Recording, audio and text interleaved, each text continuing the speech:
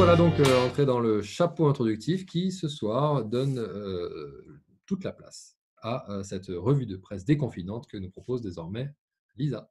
Oui, donc rebonsoir à toutes et à tous. Donc petite revue de presse déconfinante pour commencer, une fois n'est pas coutume, donc cette soirée.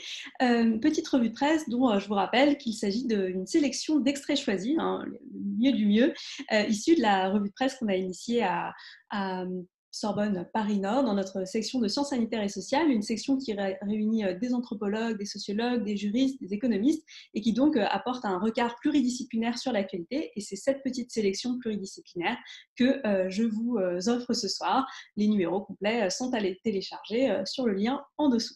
Donc, petite sélection pour se déconfiner l'esprit cette semaine.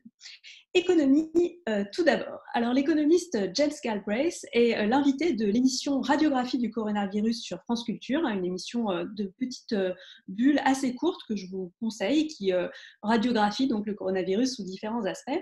Et cet économiste donc, revient sur les conséquences de la crise que nous connaissons actuellement, sur le système économique américain en particulier, et sur les politiques économiques de l'après.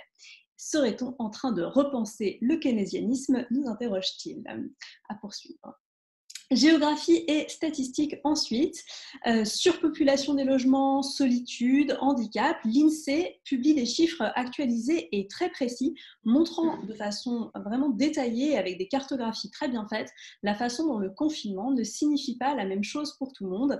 Une vérité à rappeler sans l'oublier et sans pardon, excusez-moi, je perds mes mots, sans la diminuer, parce que autant ces cartes nous montrent à quel point les écarts entre les populations sont importants, donc à retrouver sur le site de l'INSEE.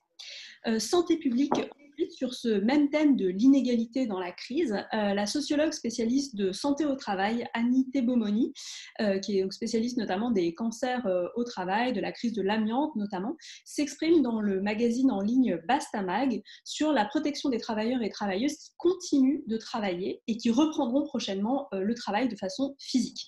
Donc, c'est tout à fait le thème de notre soirée, négociation collective, sous-traitance, présence syndicale. Une fois encore, tout le monde n'est pas logé à la même enseigne, nous apprend-elle.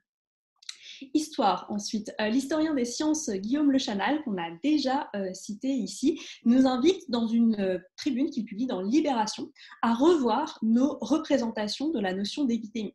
On a souvent tendance à se concentrer sur la question du patient zéro, à le rechercher, à représenter tout ça sous forme d'une invasion. Et est-ce qu'on n'oublierait pas dans cette représentation de penser la façon dont nos choix politiques et environnementaux créent en réalité les conditions de la contagion plus que le patient zéro et son invasion. Et enfin, d'autres petites choses à consulter au-delà des disciplines spécifiques. France Inter, tout d'abord, propose une série de podcasts intitulée Paroles de soignants, qui tend le micro aux personnes qui font actuellement fonctionner le système de soins. Et pour comprendre à quoi les soignants et soignantes se confrontent actuellement au quotidien, on peut certes écouter leurs paroles, mais on peut aussi se renseigner sur le système auquel ils et elles sont confrontés et sur l'évolution de ce système. Et pour cela, ce soir, je vous propose, pour conclure, 2 vidéos. Une première vidéo de l'INA, l'Institut national de l'audiovisuel, qui analyse un chiffre frappant, 69 000 lits supprimés en 15 ans à l'hôpital. Que recèle ce chiffre? Qu'est-ce qu'il signifie? En quoi est-il choquant ou à nuancer? 3 minutes pour comprendre cette question.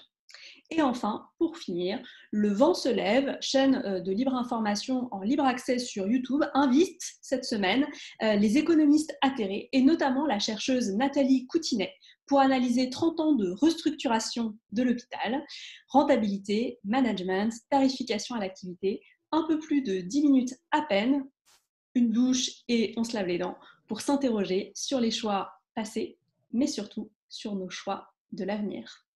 Belle lecture, belles écoutes et à la semaine prochaine.